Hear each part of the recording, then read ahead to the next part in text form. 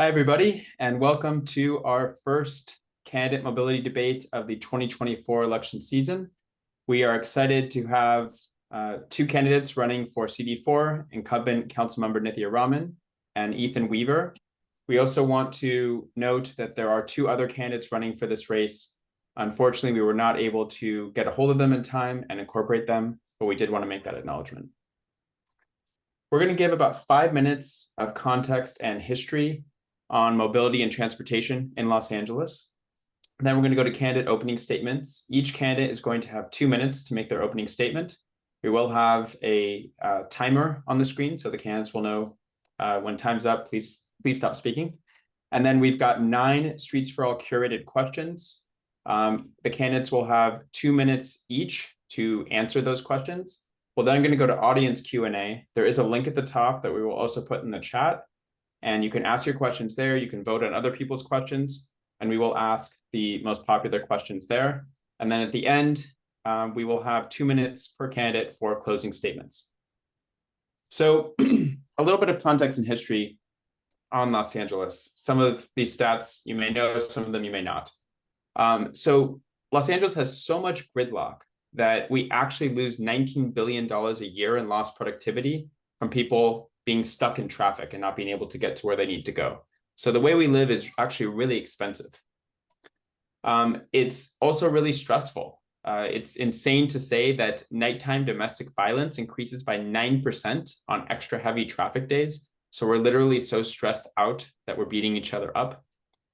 And the air is also terrible as a result of our car-dominated city. Just by living in Los Angeles, you smoke up to 4 cigarettes per day, just by breathing. That includes our kids, of course. We rank the worst in the nation for year-round ozone emissions and 5th worst for particle pollution. And we have one of the highest rates of childhood asthma in the country.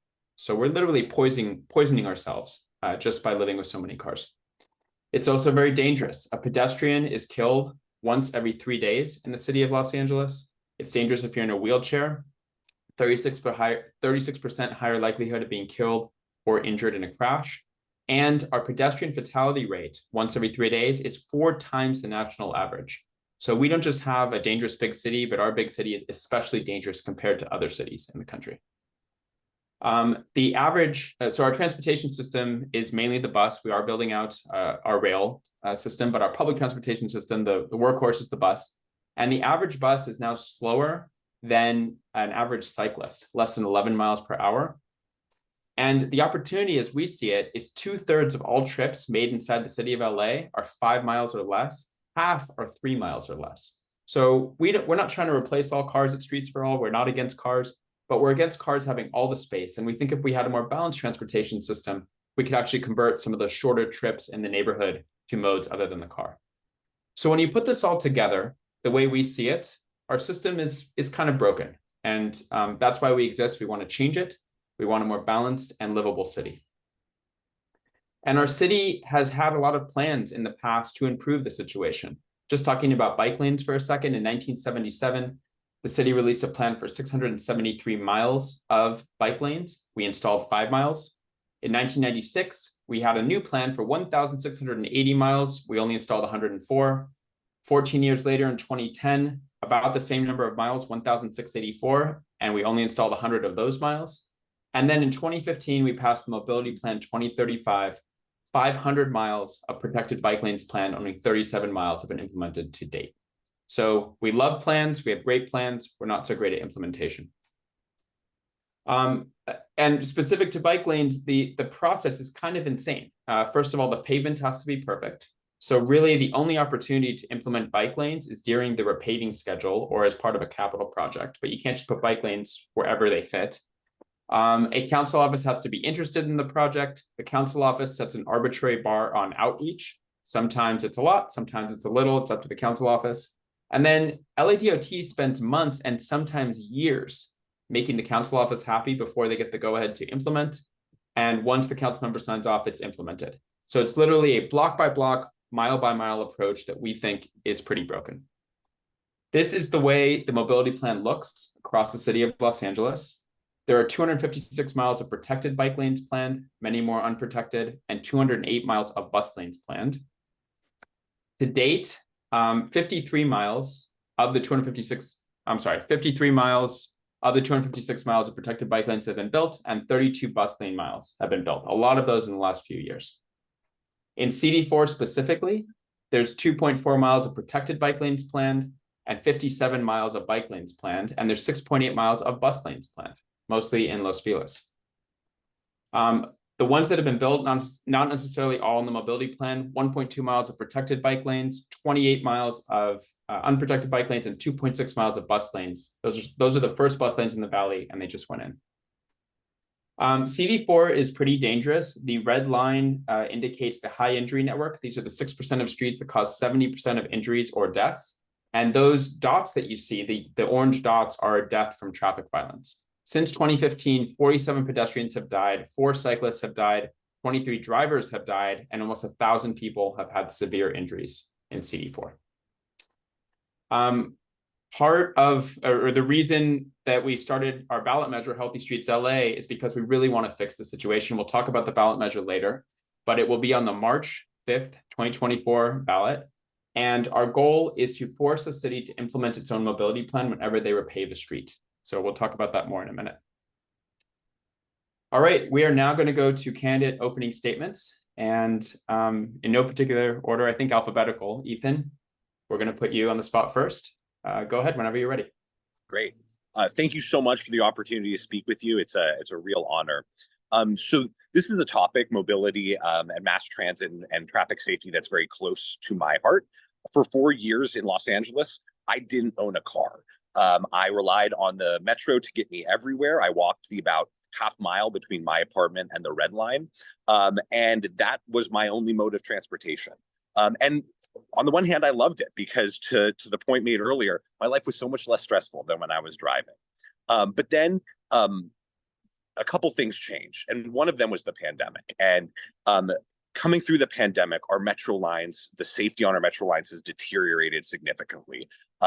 I've been the victim of a battery on the metro line before. I've been surrounded by a lot of crime, and it's gotten really bad.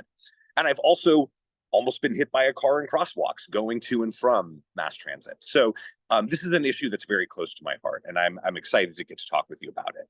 And I hope as we go into this conversation, you'll see that the approach I take is one that's very much practical, very much looking at what is the world that we live in today and how do we move it forward.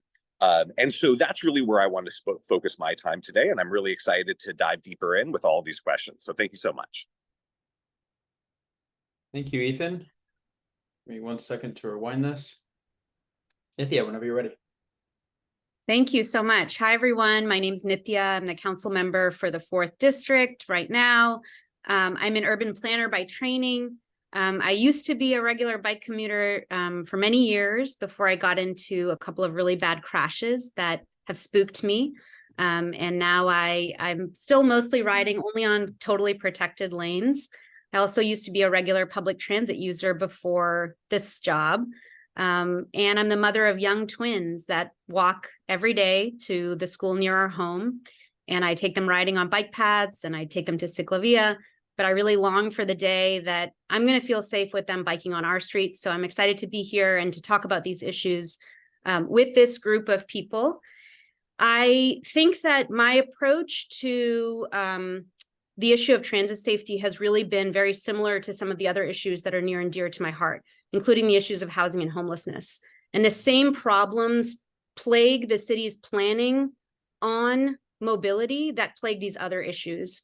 We, instead of having a citywide strategy on planning and decision-making around transit infrastructure, we have a district-by-district approach that relies far too much on discretionary approvals by council members, slowing down our processes and needlessly wasting our time. I also think that we don't plan enough holistically. We don't put enough resources in terms of budgeting and advanced planning into these processes to get us to the results that we need to. And so my work on this within the city, in addition to many of the projects that I've been pushing forward in my own district, have really been to push policies like the Raise LA effort that have tried to make substantial amounts of budgetary resources and prior planning available to mobility. in the city. And I'm excited to continue doing more of that if I'm reelected. Thank you. Over to Katrina for our first question. Thanks so much. Our first question is about the high injury network and Vision Zero. In 2015, former Mayor Garcetti launched Vision Zero. The goal was to eliminate traffic deaths by 2025. 8 years in, we're actually further away from that goal. In 2022, 312 people died on the streets of LA due to traffic violence, and many more were injured, as we discussed before. The city's mapped its high injury network, which are the 6% of streets that account for 70% of injuries and deaths. In CD4, this includes Burbank, Ventura Boulevard, Franklin, Hillhurst, and Vermont. And many of these streets are designed like racetracks with wide lanes and long blocks. What do you make of the city's lack of progress on Vision Zero? What changes would you like to make in CD4 to make Vision Zero a reality? Please list specific streets or projects that you have in mind. We'll start with Nithya.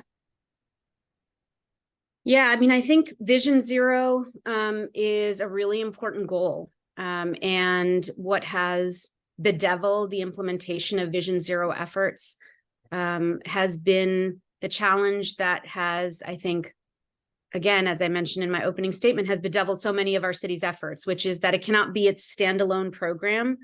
Vision Zero goals and Vision Zero processes have to permeate every aspect of policymaking in the city.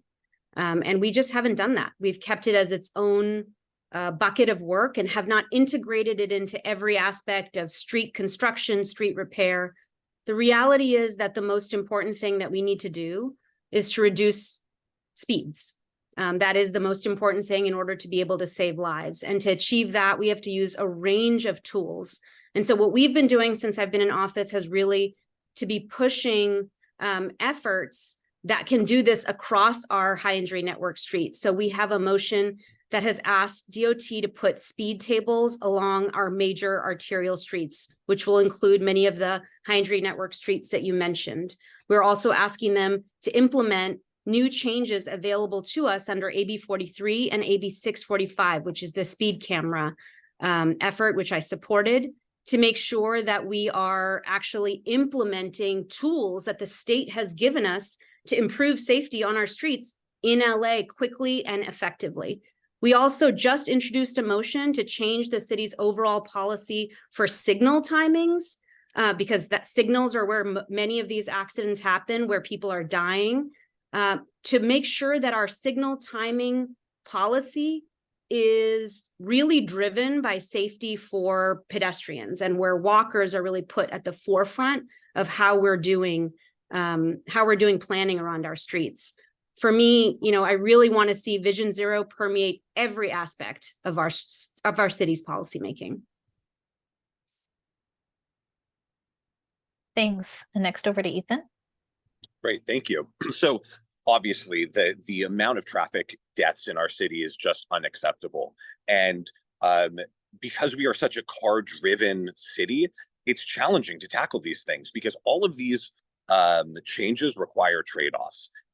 And we need to keep community buy-in to help them understand bridging the gap between the way the status quo and the changes we are making are really in the community's best interest. So I think first and foremost, it starts with a community-focused approach, building relationships with the impacted community, business, residents along these high injury networks, so that as we start bringing in these environmental changes that are absolutely necessary, we don't face opposition from the community. We actually get buy-in and support. I see a lot of the changes our city tries to make facing strong community pushback, and I think that's really due to a lack of relationship building and a lack of communication and a lack of understanding that these changes really make an impact. Some of the changes I really want to see in other jurisdictions. So I don't know if you noticed this at night, our light system changes where you can get, instead of the sea of green lights, you get a sea of red lights. Other jurisdictions create timing systems that actually incentivize you to go the speed limit. So if the speed limit is 35 miles per hour, if you go faster than 35 miles per hour, you'll hit red lights. But if you go the speed limit, you'll hit greens. these are the kinds of things that prevent someone from jamming on the gas to try to make the next light and speed up on streets they shouldn't be.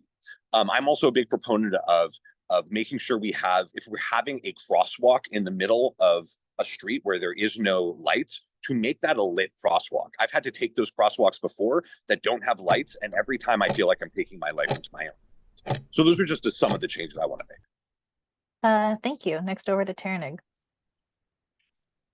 Hi, everyone. Riding a bike or scooter is dangerous in CD4. Around the district, people who depend on bikes or scooters scooters to get around navigate a patchwork of mostly unprotected bike lanes that are in the door zone of parked cars or around delivery drivers idling at curbs. The mobility plan includes bike lanes on Hollywood Boulevard and Van Nuys Boulevard, Ventura Boulevard, Beverly Hills, Sepulveda, Cahuenga East, Cahuenga West, Barham, Forest Lawn, Los Feliz, Hillhurst, Vermont, and Hyperion. Will you commit to implementing a network of safe, physically protected bike lanes in CD4, even if car lanes or parking spaces have to be taken to make room for them? How will you deal with pushback from Angelinos that don't want to give up car space and could never see themselves on a bike? Ethan, you can go first. Yeah. So again, I think this starts with building the relationships with the community. Every time these kinds of measures have been just implemented, they face massive pushback and ultimately are removed. But there are success stories. And I do believe we can move the ball forward on this, but it starts with community. I also think it makes sense to start in the communities that use bikes the most right now. So the Los Feliz community has, I think, one of the highest bike ridership neighborhoods in the district. And as you mentioned, there's a lot of plans to build out that bike network. So I think a plan that's already been floated, but no progress has been made on it, is putting a bike lane along Los Feliz Boulevard off the street and those wide grass berms. I think it's a great idea. I need to talk to the community about further, but I think that's an easy low-hanging fruit we can make progress on. There's also bike networks that are being built out along Sunset Boulevard with the Sunset for All plan that I think would integrate very well into Los Feliz. And again, these are also communities that have higher rates of apartment living and are really well suited for mass transit, but they need to close that 2-mile gap between where they live and the mass transit we really want to encourage people to take. And so that's where I see putting the initial focus, if I'm elected, into building out that network so we have good mobility options for people in that community.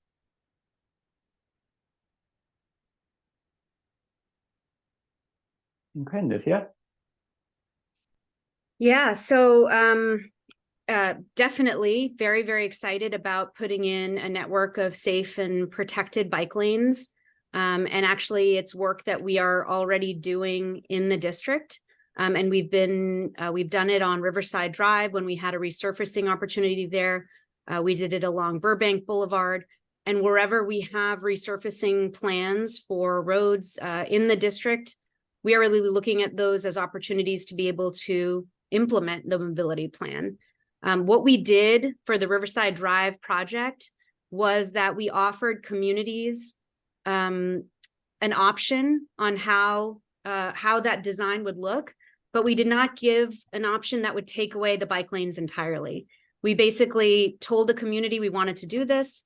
We did outreach on a couple of different design proposals, and we said, which of these would you prefer?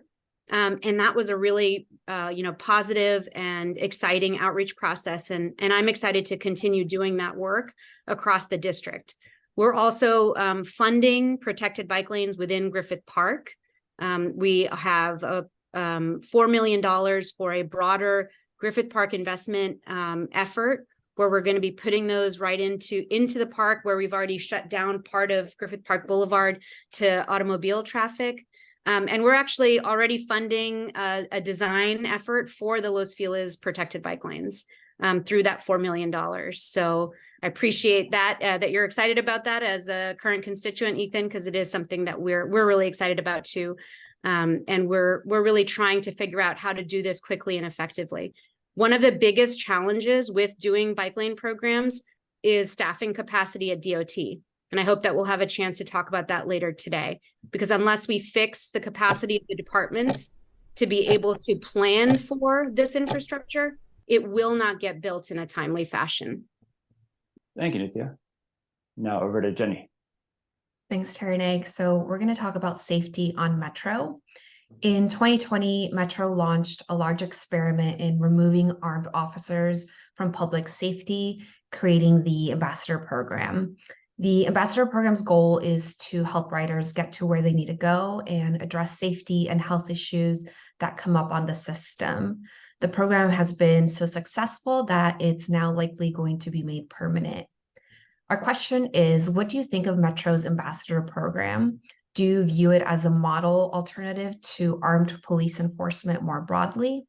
And also, how do you think that we can ensure safety on the Metro system? And Nithya, we'll start with you. Great. Well, thank you so much for this question. I don't serve on the Metro board right now, so I don't have a direct role over Metro public safety policy, but I think that Metro is doing some good things and can do more to make sure that people are feeling safe on Metro, which is incredibly important, not just because that is something that every resident of Los Angeles should be guaranteed as a feeling of safety as they use our public infrastructure, but also because it will bring more riders to Metro if they feel safer on it. And I think we really need to be talking about how we can move forward on that. The pandemic, I think, created a real crisis in our system. It was a huge break in ridership that created real conditions of distress on those trains. Ridership dropped, and we did see a spike in crime. One great piece of news is that the numbers are trending in the right direction. There's been a 53% decrease in crime across the system since April. And I think part of that has been the new Metro Ambassador Program.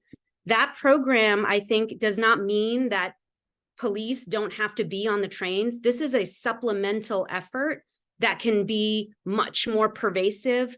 Those ambassadors are cheaper. They can be across the entire system. And what we're seeing now is that they are actually saving lives. From the latest stats that I read, ambassadors have saved 72 lives on the Metro system already. And I also read studies that show that 62% of riders are feeling safer with the ambassadors around. And so I think, to me, in order to really make sure that we are feeling safe on these public transit systems, we have to do everything to ensure that people are feeling safe and use every tool in our toolbox. And the Ambassador Program is an incredibly important tool, one that I'm very, very excited to make permanent. Thanks. Now over to Ethan. Yeah. So I think the Ambassador Program is a good start. It is great, not just for visibility on the Metro, but also to help riders help figure out how to make connecting trips and things like that. But I don't see it as the complete solution to our public safety problems on the Metro. I applaud and support Metro's plan to stand up its own police force dedicated to Metro.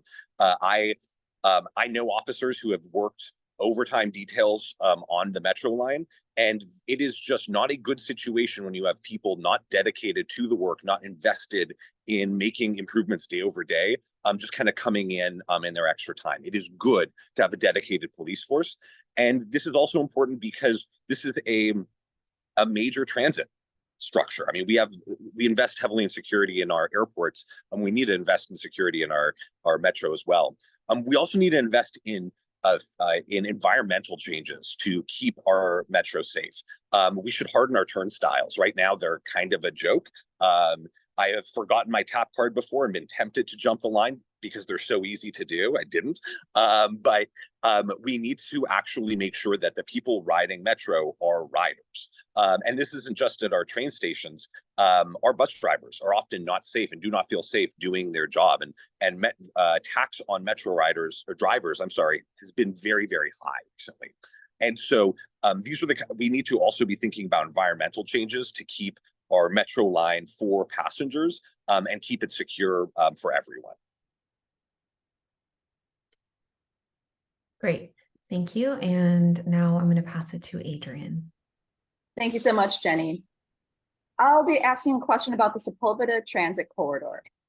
Metro Sepulveda Transit Corridor project is an exciting opportunity to finally provide high-quality, efficient mass transit between the San Fernando Valley and the west side of Los Angeles, eventually ending at LAX.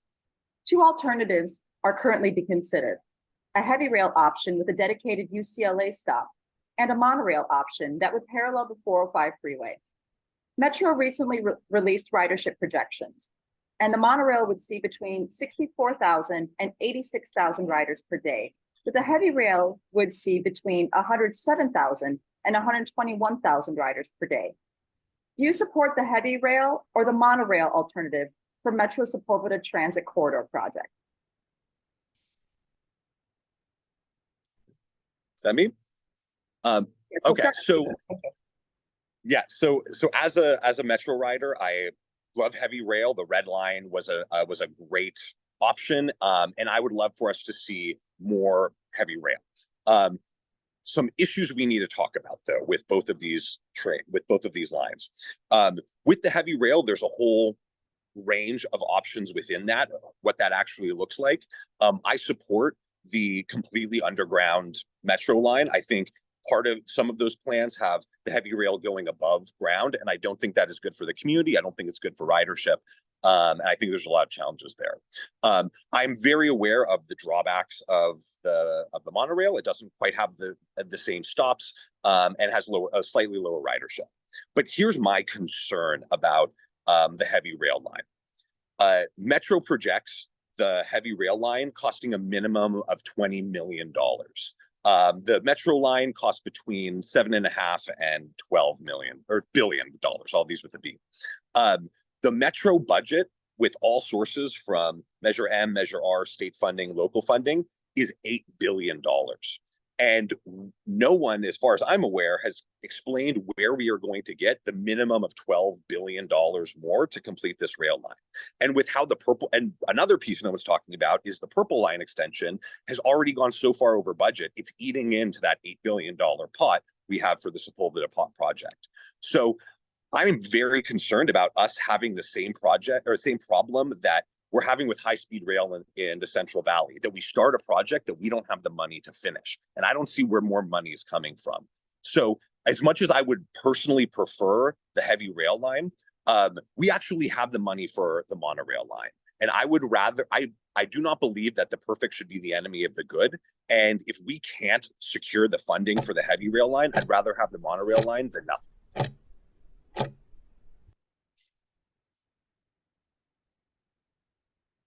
Great. Should I get started? Yes, go ahead. Sorry. Great. Well, I think, yes, I'm really excited about the Sepulveda Transit Corridor. This is one of the most heavily frequented travel pathways in the entire country. And I think we absolutely need another option besides car travel to be able to allow Angelenos to get from the valley to the central part of the city and vice versa. I think it's also really important in the context of what we're planning in terms of the housing element and increased plans for more housing along our major boulevards and thoroughfares. We need to make sure that people who are living in these areas are able to get to where they work. And I think the transit corridor is really important. For me, looking at the ridership projections, it really feels like alternatives 4, 5, and 6, which are the heavy rail options, make the most sense. All of us as Valley Council members have really advocated for underground options the entire way. And I am very, very keen to ensure that we do have a stop at UCLA. We have a lot of people who live in the Southern San Fernando Valley and work at UCLA, and we need to make sure that that really enables them to get there and back. For me, I think I have been a continued advocate for ensuring that we have the option here, which will be the most usable and the most used by riders. And for me, that has really meant looking at these heavy rail options. One of the things that I want to make sure that we understand is that we don't have final cost estimates yet about what these are going to cost the city for any of them, whether it's monorail or the heavy rail. So I want to make sure that we are talking about that cost discussion when we have those final estimates. But for now, I'm very, very excited about the heavy rail numbers that we're seeing, and very excited to continue advocating for this project to be built as soon as possible. I think I'm next. So wanted to talk about Cahuenga East. Streets LA is scheduled to repave Cahuenga East between Odin and Barham soon. And the stretch of Cahuenga has bike lanes on the Mobility Plan 2035, but doesn't have any bike lanes currently on that stretch. If implemented, it would provide the first way to safely bike between Hollywood and the San Fernando Valley. There's also an ongoing discussion with Caltrans about relinquishing the dead lanes, the old on and off ramps of the 101 near Barham, to the city of Los Angeles, which could then be built up to street level, providing more room for bike and pedestrian infrastructure. So the question is, will you commit to adding valley-bound bike lanes to Cahuenga East between Odin and Barham during repaving? And will you work with Streets LA and LADOT in the future to add city-bound bike lanes on Cahuenga West when it is repaved? And for this one, Nithya, you're up first. Yeah, well, so we're actually already working on this, which is really exciting. We are waiting on a draft design from DOT for Cahuenga East to look at how we can add bike lanes on those streets. And when we have those draft designs, we'll be able to share them out and talk about how we can actually do implementation. For Cahuenga West, we don't have a repaving schedule yet, but when it is on our calendar, I'm happy to advocate for adding more protected ways for both pedestrians and bicyclists to be able to use these pathways. I have a little extra time in this answer, so I want to talk a little bit about how challenging it's been to actually be able to plan for bike lanes here in the city because of the lack of staffing at DOT. We actually advocated for additional active transportation staff to be added to DOT for the last 2 budget cycles. They have added some, but they haven't been able to hire up the full component of active transportation planners. LA continues to have a significantly smaller number of planners who can do the planning and design work for active transportation investments than any city that is comparable to us. And it's really, really hard to make sure that we're actually making these investments, in part because we don't have the planners to help us to be able to implement it. And so I think one thing that we have to be very focused on as we move forward is really ensuring that we do continue to budget for planners who can do this work, that we do it in the context of our resurfacing plan so that we're doing the plans in advance enough, and that we are continuing to advocate for DOT to actually hire up these positions quickly and efficiently. Thank you. Ethan? Great. So the Cahuenga East and West corridors are locations that I'm really concerned about. For those that drive through these regularly, they are incredibly impacted, not just by the normal increase in traffic, but by Hollywood Bowl traffic. And the Hollywood Bowl season has now stretched way beyond its normal, usual summer months. And those communities that are surrounded by it are faced with gridlock on a regular basis, almost every weekend night for most of the year. And so this whole area, I think, needs to be redesigned with that in mind, whether we look at better mass transit options in and out of the bowl to street redesigns. And I would love for bike lanes to be a part of that. And I think you raised a very good point about the lack of bike lanes over the mountain. So it's definitely something that I would love to include in a redesign of this area. But the overall traffic congestion and impact on the surrounding communities right there, whether it's traffic, whether it's the deterioration of roads because of the heavy traffic, I know Odin's a disaster, really needs to be addressed and needs to have a lot of council office attention to them. So this is a high priority for me and my administration to tackle this bottleneck of congestion and damage to the network. So as it relates to bike lanes, yes, I would absolutely love to integrate that into a larger vision for the corridor. Ethan, we've got 25 seconds left. Do you want to just say a little more about what your larger vision is? Yeah. So in an ideal world, I think we need to figure out ways to get people out of their cars coming into the Hollywood Bowl. I think we need to have a better bus network, and also I think there's better ways of mitigating the traffic flows, especially right at the neck and going under the freeway. Yeah. Thank you. Over to Katrina. Thanks. The next question is about Griffith Park. In 2022, Andrew Gilmert was biking on Crystal Springs in Griffith Park, where he was struck and killed by a driver. Since then, Griffith Park Boulevard from Mineral Wells to Zoo Drive has been closed to cars, and Crystal Springs is slated for the removal of some car lanes and the addition of protected bike lanes.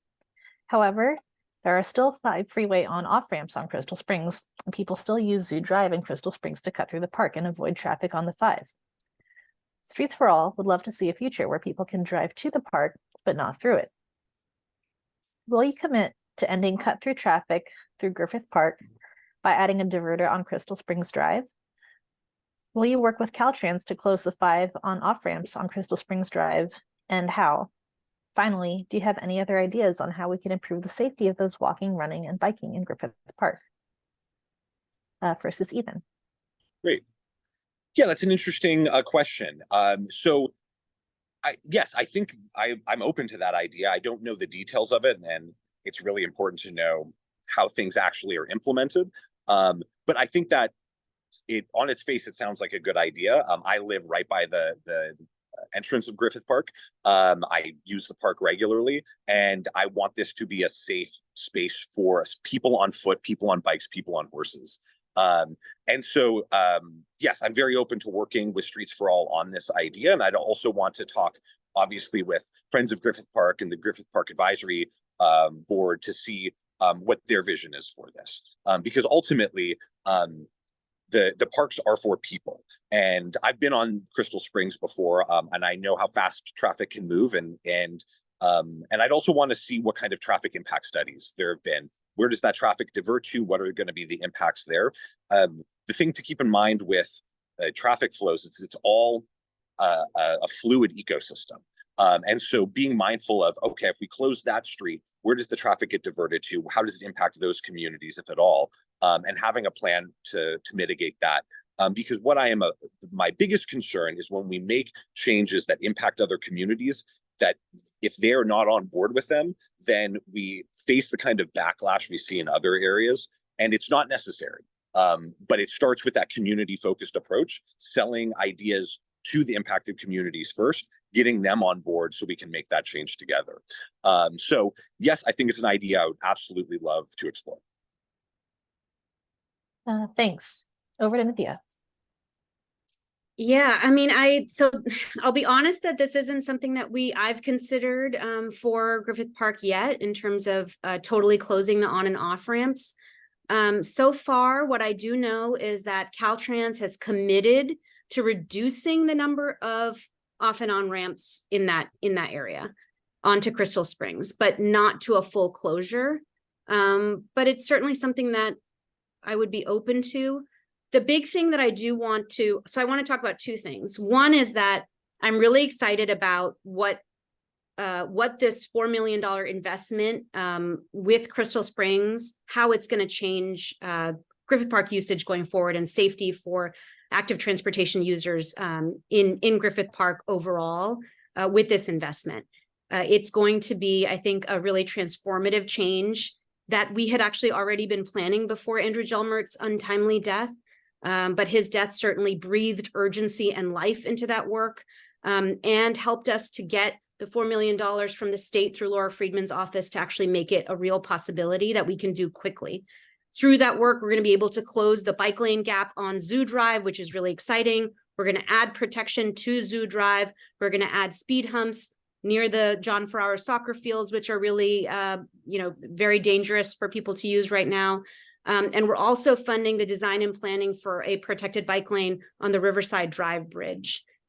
I did want to say one thing about Griffith Park, which I feel very, very careful about as I'm managing it, which is that Griffith Park is not just a regional resource, it's for the entire city.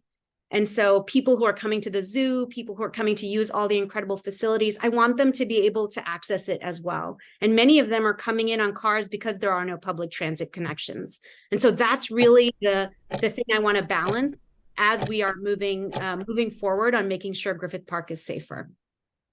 Thanks. Back over to Michael.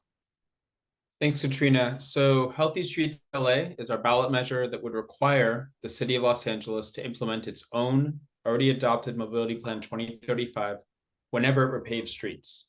We spent much of last year gathering over 100,000 signatures to qualify it, including 5,369 signatures from CD4 residents. It'll be on the ballot in March of 2024. At City Council last year, Nuri Martinez led the charge against council adopting it outright, despite her acknowledgement that the city is moving far too slowly on the Mobility Plan and Vision Zero. As our campaign ramps up early next year, we will be looking to have allies on City Council speak out in support of the measure and work to get their constituents to vote for it.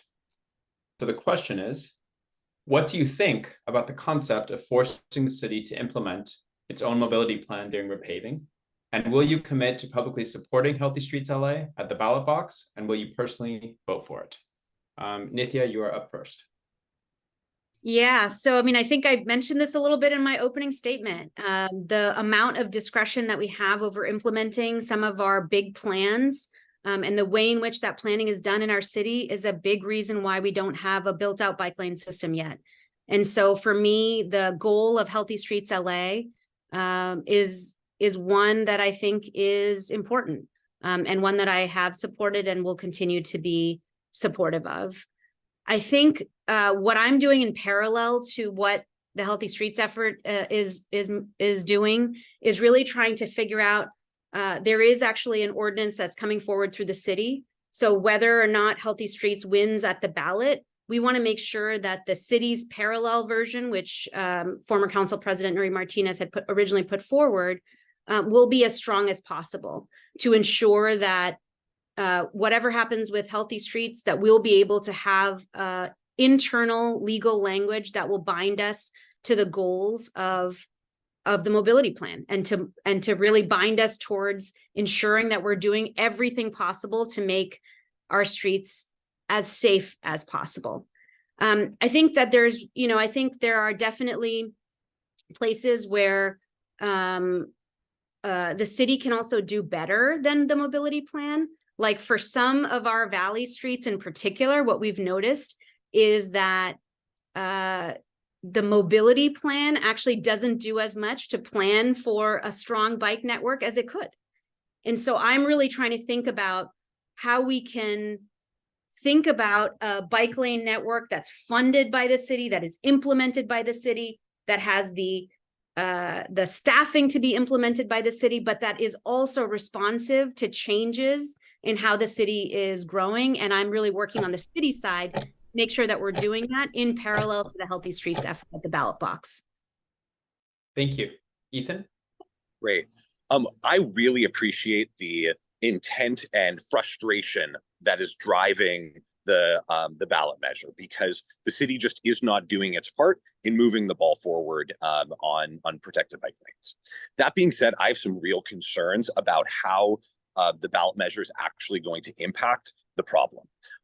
So the first issue is because it ties painting bike lanes with repaving, it goes to how repaving is actually done. Resurfacing is done usually 1 and 2 blocks at a time based on the quality of the street. And it is very common for a 1 or 2 block section to be paved and the surrounding areas to not be paved for months or even years. And just based on the way this is written, to me, it looks like what will happen is you will get a 1 or 2 block bike path with no connecting infrastructure on either side, a bike lane to nowhere. And that'll be scattered all over the city. Second problem is one of the big bottlenecks right now is DOT is in charge of striping, BSS is in charge of repaving, and they don't talk to each other. They don't coordinate, and they often hold each other up. And this measure is just going to, I think, intensify that gridlock. But finally, I see this as really having a risk of mobilizing citywide opposition to bike lanes as a whole. What we're going to see is these small little chunks of bike lanes that don't lead anywhere taking away parking, taking away lanes of streets in just little scattered areas across the city. And if you think the opposition to an actual bike lane network is bad now, just wait until there's a kind of thoughtless, unplanned chunk that impacts a community, and not just in one community, but across the city. And I think that without actual leadership on this, it's just going to make a citywide movement against bike lanes and set the movement back even further. All right, over to Jenny. Thanks, Michael. So this question is going to be about biking to the LA River. As you know, CD4 has two ways to bike to the LA River. There is Hyperion and Fletcher. However, neither are safe. Neither are a safe way to actually bike to the LA River bike path. The Hyperion Bridge has no bike lanes, although it is slated to get protected bike lanes when the bridge is rebuilt. And there is no infrastructure at all on Fletcher. The next few questions are pretty personal because I, for over 12 years, have biked on that bridge, and till this day, just does not feel safe. So our question is, will you commit to making sure that not only the Hyperion Bridge gets protected bike lanes when rebuilt, but that also the approach to the bridge in CD4 has protected bike lanes that connect with Griffith Parks and the Arena bike lanes? And the other question is, will you commit to working with CD13, which is Councilmember Hugo Soto Martinez, to add bike lanes on Fletcher, even if that means that we have to reduce lanes for cars? And we'll start with Ethan. Yeah, so I think as we rebuild the Hyperion Bridge, makes a lot of sense to be building in this kind of infrastructure that's so hard to do once the infrastructure is already in place. So I am very open to the idea of protected bike lanes on the Hyperion Bridge. If we're going to do this, let's do it right. As it relates to the specific approaches that you talk about, I don't know the specifics of those plans. In theory, I think that it doesn't make sense for us to have bike lanes that don't connect to a larger infrastructure of bike lanes. So it's something I'm very open to. I'd want to get into more. I have a lot more questions about traffic flows, about impact, about the larger biking network. But I would absolutely work with CD13 on making sure we have a fully integrated bike lane network to the extent possible. But again, I think it's really critical that we look at community impacts and try to mitigate those as much as possible and really make the community a part of the process, because I really feel like when we drop the ball on that, we set the greater cause of traffic safety, mobility, and accessibility back. So as much as I commit to working on these projects, I also commit to bringing the community along with me, because we all have to be partners in this kind of change. Thank you. And Nithya. Yes, so absolutely. We have been in touch with BOE already about trying to improve connectivity to the bike path and to make that connection possible and to make it as safe as possible. And so one thing we've been discussing is really to how can we think about basically changing around the repaving schedule so that we have a clear connection that would connect Rowena to Riverside and then to the bike path.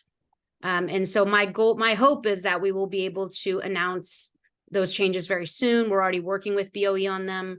And I'm hopeful that we'll have a much safer approach to the bike path than we do currently. And yes, we're absolutely in touch with Council District 13 already on both Fletcher and the reconstruction of the Hyperion Bridge overall. Fletcher doesn't have anything planned as far as we know at the moment, but we have put forward a new motion that will look at traffic planning around the Glendale-Fletcher intersection, which is a very dangerous intersection that I think will also help us to make it safer for cyclists and pedestrians in that area, as well as to make that intersection safer for automobile traffic that's going through it. That was the intent of the motion. One thing that I do want to say overall regarding all of this is that we have really been fighting for investments to the bike path throughout the entire district.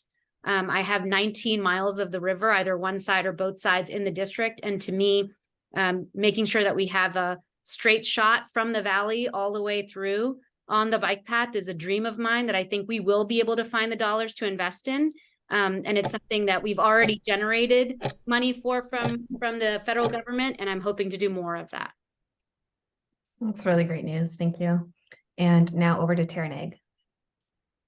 As Nithya mentioned, the city takes a broken council by council approach to planning.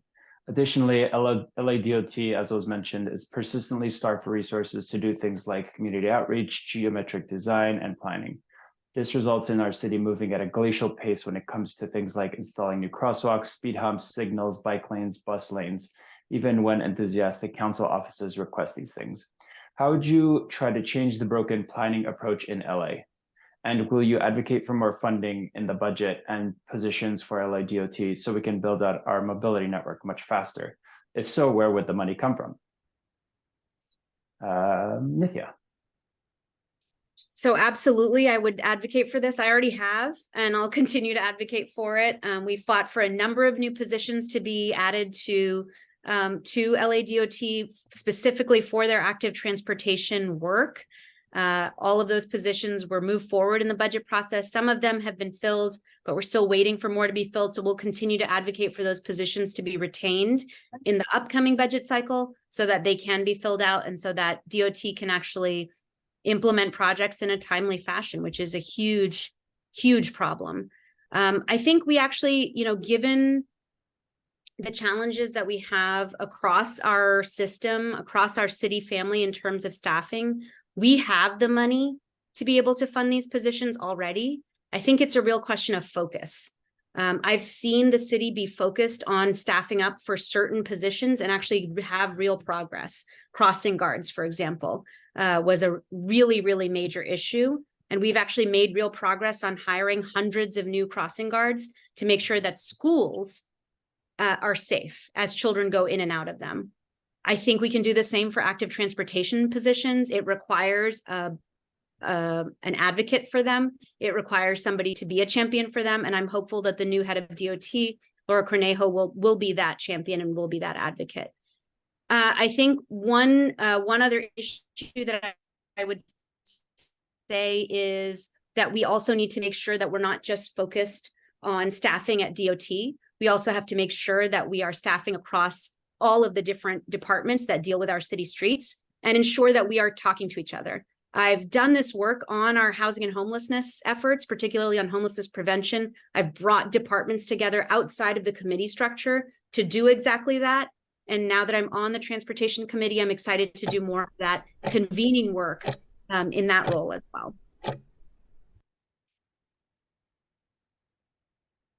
Over to you, Ethan. Great. So absolutely, we need to staff up DOT. We need to staff up DOT, not just for the issues we're talking about, but we have a whole host of transit-related issues that are affecting our city that we have to be ready for, from how we deal with the rise of autonomous cars, from Ubers and Lyfts, the Metro or the Olympics and World Cup coming, and then just day-to-day things like we are talking about now. Something a lot of people don't talk about is we do have the positions open for so many of these jobs. The problem is we have many problems, but one of the big problems is our personnel department. Across our city, the biggest bottleneck to getting good employees is the personnel department, which is lethargic. It is holding up major amounts of hiring, and it takes so long that we are losing qualified candidates to other jurisdictions. And if we want the best DOT engineers and employees, we have to speed up our hiring process or they will go to other cities. And so a big priority for me is to tackle the personnel department, from 911 operators to DOT employees to sanitation workers. We have to hire more. The job positions are there. We just need to get the city out of its own way. And so I think that is the biggest obstacle when we talk about getting the right people to tackle these jobs. One other thing I think is a big idea, and it's something that would take a long time and something I think we should be talking about. The very structure of our city is creating this bottleneck. Like I said, DOT and street services, which is accountable for sealing our streets, they're two separate agencies overseen by two separate committees, Public Works and DOT, and they report to the mayor, they report to city council, and this is very indicative of why we face so many problems in our city across the city. Everything is so siloed, and something I would love to tackle. Thank you both. So we're now going to go to audience questions. This will be a minute each. I don't have a way to spotlight you both and show a timer, so I will just hold it up when there's about 5 seconds left. And Nithya went first on the last one, right? So this will be for Ethan. So actually our top question is for Ethan, and you can take up to 1 minute. You certainly don't have to take all the time. Ethan, you mentioned in your opening statement that some jurisdictions have traffic lights that turn red when cars are speeding. I've never heard about this before. Can you provide more information on this type of infrastructure and which jurisdictions have them? Sorry if I misspoke. The infrastructure I have seen is timing lights so that if someone goes the speed limit, it's 35 miles per hour if you're at one light to get to the next light. And so if you speed, you're going to hit a red light. But if you go the speed limit, you will hit green lights, and you are actually incentivized to go the speed limit. If you go any faster, you'll hit a red. So I've seen these in Oregon. I've seen these, I think, in some cities in Northern California. I appreciate that our light system is very complicated and is very heavily engineered. And so I would definitely want to learn more about if that can integrate well into our system. But these are the kinds of environmental changes that I would love to see. Thank you. Nithya? Sorry, the question is about the piece of infrastructure that. Yeah, I mean, we could broaden this too, but it was about talking about ATSAC basically in LA. Like, how can we make it so lights turn red if you're going above the speed limit, or essentially time it so you only get a smoother path if the lights are green? I believe that's the question. Okay. I'm sorry, I'm not familiar with that particular kind of infrastructure or intervention. You know, I'm very open to utilizing technological interventions to be able to reduce speeds. You know, that's really why I put forward our signal timing motion last week, which looks at exactly the question of how do we utilize signal timing to make sure that we are prioritizing the safety of all users of the streets, particularly for pedestrians and for cyclists, and to make sure that we are utilizing the best ways of intervening, you know, in those streetlights to ensure that we're promoting safety. So it's something I'm very open to, although I don't know the specific piece of infrastructure that Ethan was referring to. Yeah, I did want to say that there is no timer right now. Yeah, I'm just going to be holding up my phone. I don't have a better way to do that, but I will do this when there's a few seconds left. The next question is about bollards. So the question is, what do you think of flexible plastic bollards? Is there a budget for metal ones, and where would you advocate for them? And I'll just expand slightly on that. The city uses these K71 plastic bollards, which are inexpensive but ineffective in actually preventing intrusion into a bike lane or into a curb extension if you're a pedestrian. And a lot of us for a long time have been trying to get something better than the plastic ones. The city also spends a lot of money replacing them constantly because cars run over them. So Nithya, we'll start with you. Yeah, I mean, I think, look, the reality of much of the work around transit issues is that we are limited by budget and timing when we're making those implementations. And so for me, we've used these plastic bollards in the past because that was the cheapest way to do it. And it was the fastest way to get at the outcome that we were going for. And in places where we've used them to create protected bike lanes, they've been really effective. And yes, some of them have gotten run over. Some of them have become degraded over time. So we are actually putting forward a motion over the next couple of weeks, which will look at how we change from these plastic bollards to something that is more permanent, likely concrete. You mentioned metal, open to that, but really trying to figure out how to make these plastic interventions much more permanent as we move forward. But we really do need to make sure that we're also focused on being as efficient as possible when we're making these interventions. Thank you. Ethan? Yeah, so I've seen the mangled bollards before, and can only imagine that they don't provide the sense of safety that bicyclists really want. Some top of mind thoughts is I think we would have to be very thoughtful about what we replace them with. I don't know the different alternatives, but I imagine if they become too hard, you need some flexibility. Otherwise, they could become a danger to drivers as well. And we want to balance what is best for the whole ecosystem. So I would be very open to exploring different alternatives. But my sense is the councilwoman was probably right that there's a efficiency gain to be had with the current system. But if there's an alternative, I would love to explore. Thank you. So the next question is addressed to you, Nithya. It says, when you ran in 2020, you said that you'd build protected dedicated lanes for bikes. The few bike lanes you mentioned are not protected. Granted, LADOT isn't well staffed, but my question is specifically about the bike lanes you did oversee. Would you ride in the bike lanes you installed? And maybe we can expand that to just what, maybe everyone's not aware, like what have you been able to get done in the district? Yeah, we have put in some protected bike lanes, but not every bike lane that we've put in has been protected. That's definitely true. But we have put in protected bike lanes along White Oak, along Hazeltine, along Burbank, along Riverside, and we will have protected bike lanes in Griffith Park as well. So we have a number of places where we have put in protected lanes. And yes, there are other places where we weren't able to put in protected lanes. But I think where we have tried to put them in, we've tried to make them protected wherever possible. I think the goal is really to figure out how we can get more investment for these overall. And I think I've tried to do the best with the resources that we have available. And, I'm really committed to making sure that we're doing as much as possible going forward. Thank you. Ethan, would you like to comment? Sure. So obviously I haven't installed any bike lanes because I have not been a city council member. But I will take a minute just to talk about a piece of this puzzle I think we haven't been talking about enough.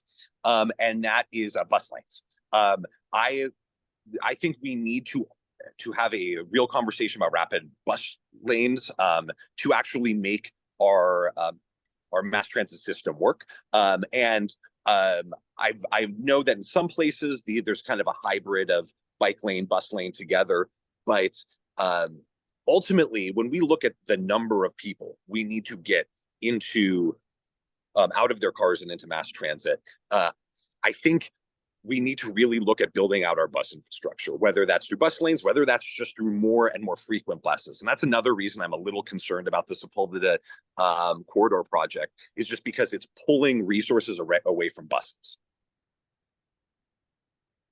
Thank you. Next question is about the Metro board. And Ethan, we'll start with you on this. It says, when President Krikorian, I think it's meant to say President Krikorian is term limited. And let's just say if a vacancy became available, would you be interested in joining the Metro board and replacing his seat? And we can start with you, Ethan. Yeah, absolutely. I think that I would love to. As a Metro rider, it'd be amazing to have a voice on the structure that I used. And then I also think it's really important. Our conversation's been really focused on Los Feliz and the base Silver Lake area, which is great because that's where a lot of the bicyclists are. But I also think the Valley is underinvested in when it comes to mass transit lines. And as the Valley is going through growth and more development is being put there, we need to make sure that the mass transit infrastructure is there to move people around, because all we do is infill the valley and don't put people on high traffic corridors and provide a reliable mass transit system that's safe for everyone, then we're just adding to the gridlock. And so I would love to have a position on the Metro board to make sure that the valley is getting its resources it needs to be able to grow in a way that is efficient. Thank you. Nithya?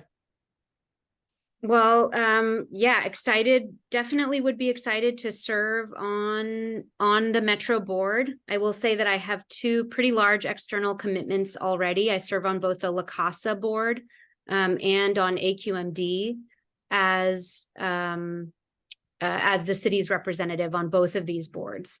And so, you know, I would love to take it on if it was something that was offered to me, but, you know, I would, you know, I think we'd have to figure out how to allocate that. One thing I want to say is that I do think it's really important for a representative of the Valley to be on the Metro. Right now we have Katie Yaroslavsky serving on Metro, and if Paul leaves, I'd love to have a Valley rep on there. I do think that's really, really important to be able to speak to Metro's concerns in the Valley. So for that purpose, I would be advocating for somebody from the Valley. And if I were to step off of any of these other boards, I'd love to join. Thank you. There's a question about school safety and mobility. The question is, how would you prioritize creating sidewalks around schools where they don't currently exist? For example, around Sherman Oaks Charter Elementary, and maintaining crosswalk paint. How would you address the need for speed bumps on school streets so cars that are present are driving slower? And I keep losing track of who went first last time, but I think it was you, Ethan. So I'm going to go with you on this one. Okay, great. Well, so yes, this is definitely work that the city and I personally have been engaged with already. We've seen some really horrific crashes in recent months that have really pushed, I think, the city to focus on this issue. And we have a new composition on the Transportation Committee, which has also been very focused on school safety, which is really exciting to me. So we have an effort now to prioritize funding for building speed bumps around schools that are facing some real safety issues. One of the challenges with that effort is that because of the way in which prioritization for those schools is being done, it has limited schools in the Valley actually from being able to benefit from this, because they're really looking at density within a quarter mile of it. That's why my motion to put forward arterial speed table efforts, I think, will also help us target those improvements right along schools. So I think we got to use multiple pathways to get at the school safety question, and we're really doing that work. Thank you. Ethan? Yeah, I think this question goes to the heart of one of the challenges our city faces. In so many different areas, the city council office directs city agencies and what they're going to do. And that isn't as true for street services and DOT. Now, I appreciate they're trying to do a strategic, high-level strategy for the whole city and be very efficient with their resources. But I do support building larger pools of funds for council-directed projects. Currently, there's a huge list for speed bumps, and each council office has a very narrow band of what they can actually direct into each district. I think it is good to have the strategic 30,000-foot perspective of DOT, but I also think we need to broaden the discretionary ability to do projects. Thank you. So Ethan, you go first this time. The question is, if elected, do you see yourself taking Metro, walking, or biking to work at City Hall? And I'll just say, one of the frustrations we've had at Streets for All is none of the Metro board members, or few of the Metro board members, seem to actually use the system on a regular basis. So yes. Ethan, you start. Yes, I would absolutely love to go back to taking the Red Line to work. I live by the Red Line. It has a Civic Center stop for almost 5 years. I took it every day. And I would love to go back to that. It is so nice to be able to put your headphones in, listen to an audiobook, and play a game on your phone and just be in that space coming into work, and driving stresses me out. So I would absolutely love, right now my current assignment doesn't work very well to take mass transit. I'd love to go back to that. So yes, I'd love to be a Metro rider again. Nithya? Yeah, for sure.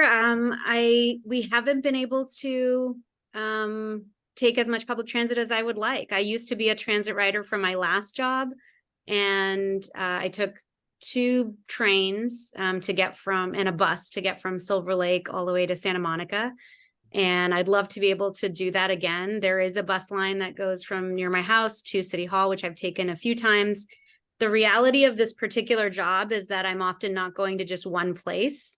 And with the shape of the district as it is, it's very, very hard for me to be able to rely on public transit alone to get from one part of the district to another, or from City Hall to a part of the district, because of the challenges with our public transit connectivity. And so I think, I'd love to be able to do more of it. If I'm just going to City Hall and back, it's definitely possible. But that hasn't really been my schedule, given the amount of time that I spend driving around to community stuff.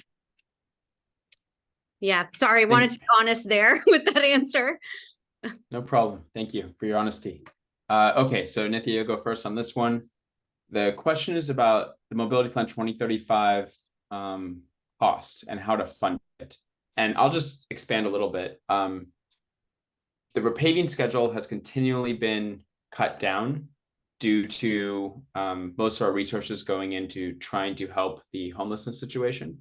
And so actually the number of miles that each council district is getting to repave is getting less and less. So really it's a question about funding. We all want these nice things on our streets. How do we pay for them? And I also just want to point of clarification, the Healthy Streets LA ballot measure keys off the repaving schedule. So it's just painting differently during repaving. But the bigger question is there's capital projects, curbs cost more money. So how do we find that money in a situation where a lot of it's going into homelessness, a lot of it goes to LAPD? How do we pay for this stuff?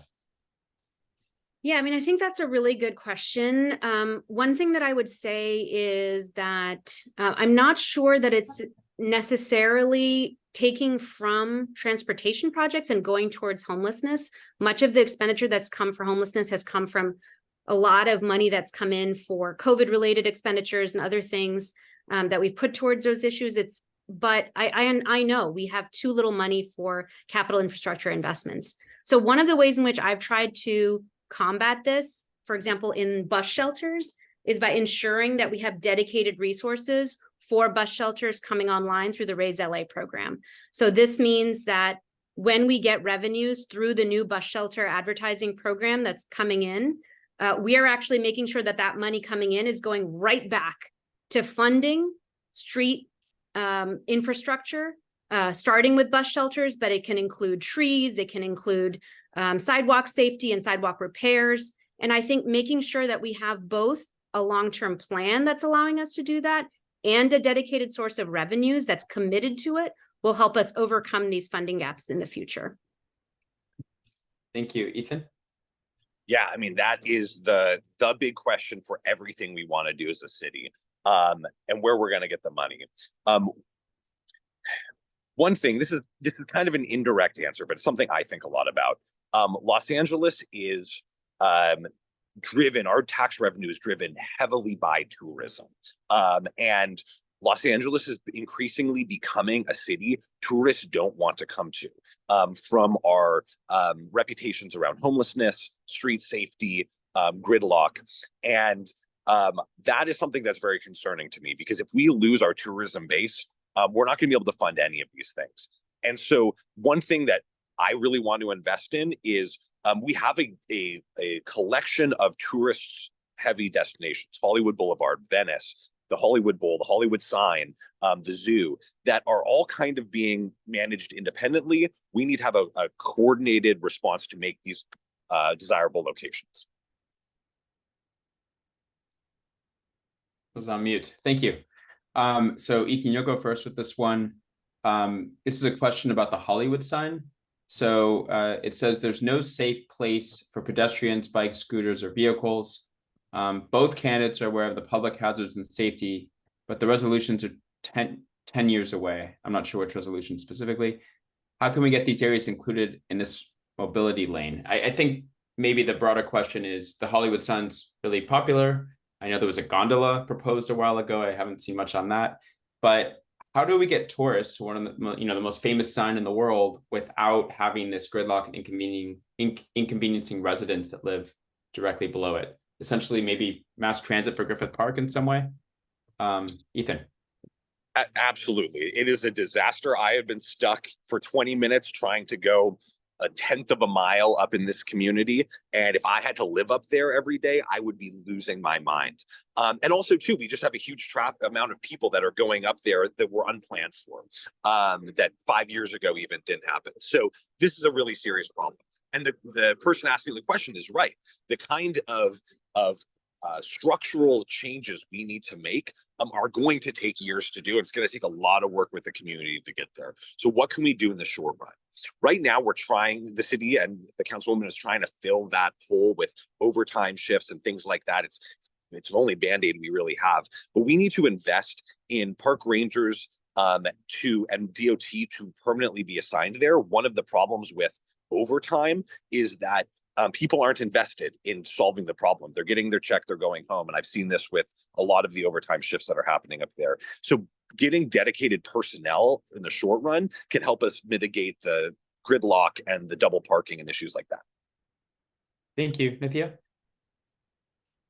Yeah, so I think that this area has been a really fascinating one for me because it's obvious. So Venice Beach, the Griffith Observatory, and the Hollywood sign are the 3 most visited tourist destinations in the city by a mile. But our district gets no additional resources to actually be able to invest in ensuring that tourists are able to get in and out of the area safely and easily without causing impact to the neighborhoods around them. We have tried to manage this with increased DOT and PD traffic enforcement presence in those areas. And we're doing a number of changes on kind of changing around the ways in which parking is managed along those roads and way that people can get in and out to improve the area. But over the long term, I think we do need to invest in a shuttle program that goes from a place that is near a train station, takes people to the Hollywood sign and brings them back. That's free and advertised to tourists to ensure that people don't have to rely on a private vehicle at all to get to and from the Hollywood sign. And that's a standard that most countries have. And that's the one that we should be meeting as well. Thank you. I'm going to resist my urge to answer this next question myself. So we'll start with Nithya. Do you really think Angelenos will use bicycles for transportation rather than recreation? I see plenty of new bike racks in my area and they are mostly empty. One would still need to dangerously cycle shared space with cars to get to a protected lane or a transit hub. Well, I think for me, absolutely. I look at my own response to cycling and how I interact with getting on a bicycle here in the city of Los Angeles versus other cities. And I see that infrastructure and the way that we invest in those spaces has a huge impact on it. And so that's really been the premise of my work, both as a policymaker and as someone who is operationally in charge of many things that are happening in my district, is really to say, how can we try and bring the kinds of infrastructure that will make people feel safe and bring them onto the streets in their bikes as opposed to their cars. We've seen other cities that have had a big jump when they've made that kind of infrastructure investment. And I really can't think of a better city in terms of weather to have a lot of cyclists in. So I'm looking forward to a future that looks pretty different from this one.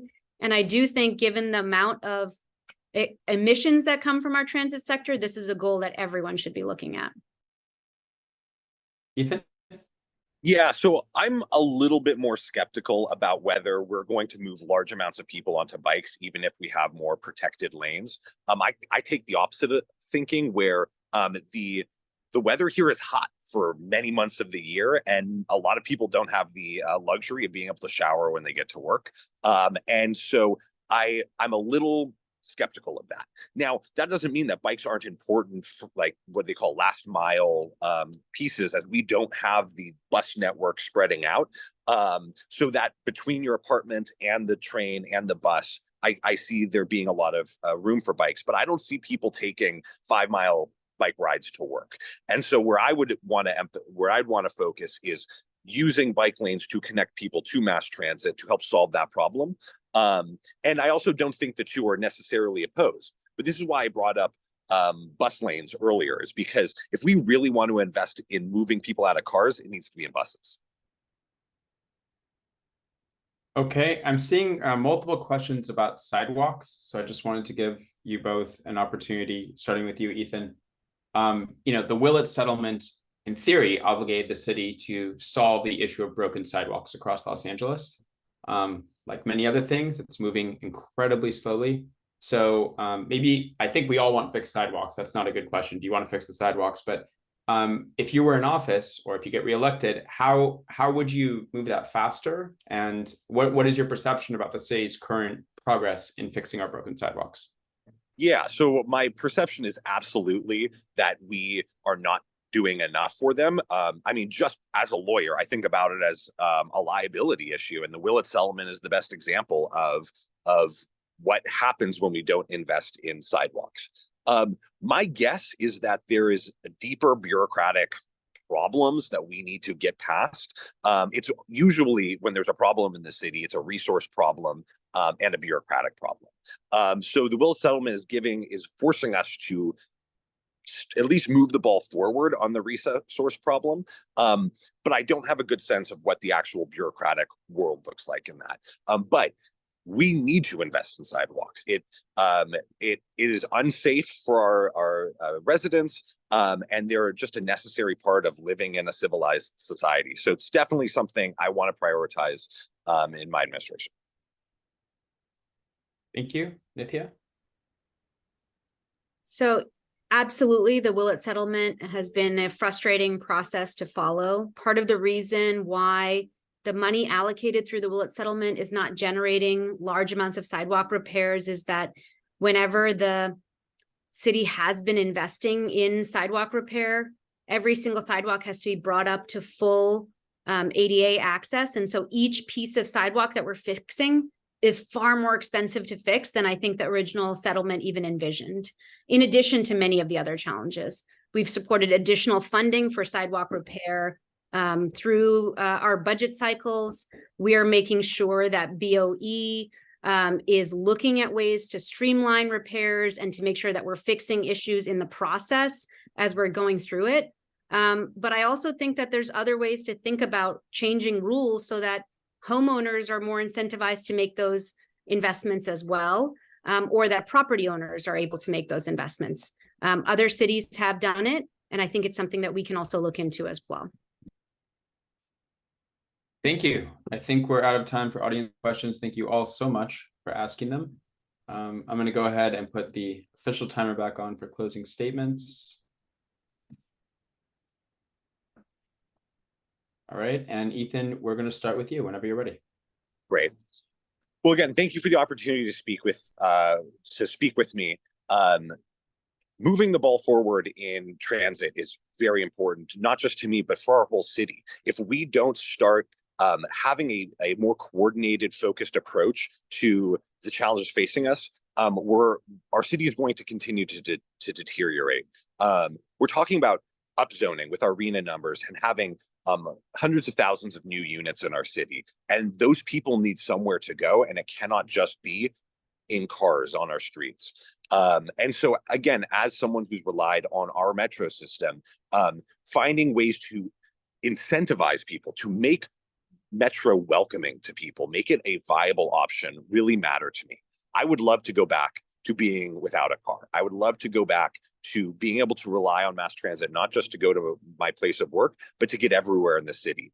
And to get there, it's not only going to take resources, it's not going to take time, it's going to take buy-in from the community and creating a vision that everyone in the community wants to be a part of. And so that's where I really think I can make the impact. As a neighborhood prosecutor who's worked in the community, building community consensus was a big part of my job. And I'm excited to work with the very diverse community of CD4 to get it the resources it needs to be the 21st century city it should be. And so I'm very excited about the future. I think we can make huge changes, not just in the Los Feliz area we've been talking about, but I think there's so much opportunity along Ventura Boulevard, along Van Nuys Boulevard, to be building thoughtfully for the next generation and to be building for the future. And that surrounds focusing where we put our housing, how we build our housing, and then how we build out the infrastructure around it. So these are problems I'm very excited to tackle as your next city council member. Thank you. And Nithya, over to you. Thank you so much for having this discussion. Thank you for having me today. It was really exciting to answer these questions and to see what people are really passionate about here related to transit in LA. I am really proud of the work that I've already done on building out a better transit system here, a better mobility network here in the city of Los Angeles. Here in Council District 4, we built our first protected bike lane with my leadership. We did our first street closure, I think, in the entire city, where we blocked off a street to automobile traffic for the first time in 2 decades under my leadership. We've put forward real support for things like the Sepulveda bus lane effort. I'm so proud of the operational work that we've done in the district. And we've really taken the spirit of the Healthy Streets initiative and implemented it in practice. Whenever we do resurfacing, we really try and make sure that we're utilizing the goals of the mobility plan as we're implementing those investments across the district. But I know, especially given the time that I've spent already in the city, that we cannot do this simply through council district by council district planning. We have to change the process and the structure through which we are making these decisions and making these investments across the city. I'm so proud of efforts like Raise LA, which are dedicating infrastructure to bus shelters here in the city of Los Angeles for the very, very first time. And efforts like that have come about because of my work and my close work with departments that are responsible for this. Over the next year, we're going to be building 280 new bus shelters here in the city of Los Angeles. So many more than we've built in the last 2 decades. And that's the kind of dedicated work that this issue deserves and what I want to continue doing in my role in the city going forward. Well, thank you both. I'll just say, I'm just so happy that these transportation issues are being elevated into discussions like this prior to elections. So really grateful for both of your perspectives and time. Thank you to everybody that came out. I see reporters from multiple publications and a huge audience. You both are very popular and everyone cared what you had to say. Stay tuned, everybody. If you want to sign up at streetsforall.org, you can support our work, you can volunteer, and you can find out when we're doing more of these. We're going to have at least 2, maybe 3 before the March election. And whatever you do, please vote. We want to make sure everybody makes a choice at the ballot box. Thank you and good night. Thank you all. Thank you so much for coming. Thank you. Thank you, everybody.